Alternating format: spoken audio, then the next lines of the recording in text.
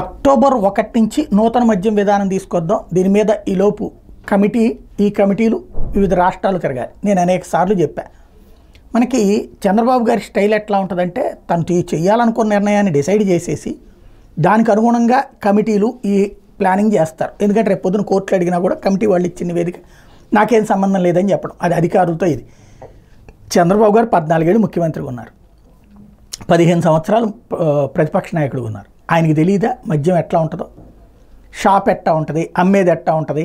దాంట్లో అంతకుముందు బెల్ట్ షాపులు ఏంటి, బెల్ట్ షాపులు స్టార్ట్ అయింది చంద్రబాబు గారి టైంలో. పర్మిట్ రూములు లాస్ట్ ట్రిప్ గెలిచినప్పుడు స్టార్ట్ అయింది ఆయన టైంలోనే. ఇంకా కొత్తగా చెప్పేది ఏంటి, వేరే రాష్ట్రాలకు వెళ్ళి చూసి వచ్చేదే ఉంటుంది. వేరే రాష్ట్రాల్లో ఇంతకంటే తక్కువే ఉంటాయి.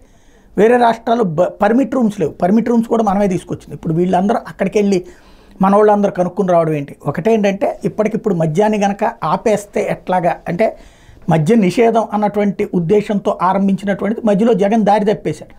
కానీ ఇక్కడ అంశం ఏంటయ్యా అంటే ఇవాళ ప్రభుత్వానికే డబ్బులు వస్తున్నాయి, ఏడాదికి 25,000 కోట్లు వస్తున్నాయి. అంతకుముందు 7 నుంచి 12,000 కోట్ల రూపాయలు హైయెస్ట్ వచ్చింది ఆదాయం చంద్రబాబు గారి టైంలో.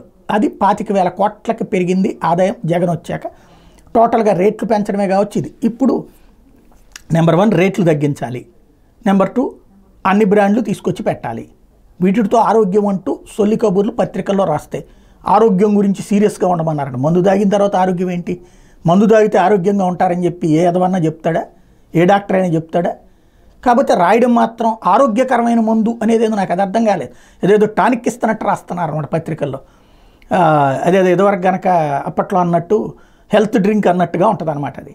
కాకపోతే ఇక్కడ నిర్ణయం ఇంకో 4 రోజులు ఆలస్యం అయితే, ఇప్పుడు ఇది ఆగస్టు, సెప్టెంబర్, ఇంకొక నెల డబ్బులు ఇప్పుడు వచ్చేటటువంటిది బల్క్గా వస్తున్నది ఫిక్స్డ్గా. కాబట్టి అవి తీసుకుని ఆ తర్వాత ఇక నెక్స్ట్ ఏం చేయాలి అన్నది డిసైడ్ చేస్తారు. ఇది జస్ట్ ఏంటంటే కమిటీ వేసాం, పని చేసాం అన్నటువంటిది, అంతకుమించి ఏం పెద్ద విషయమే ఉండదు.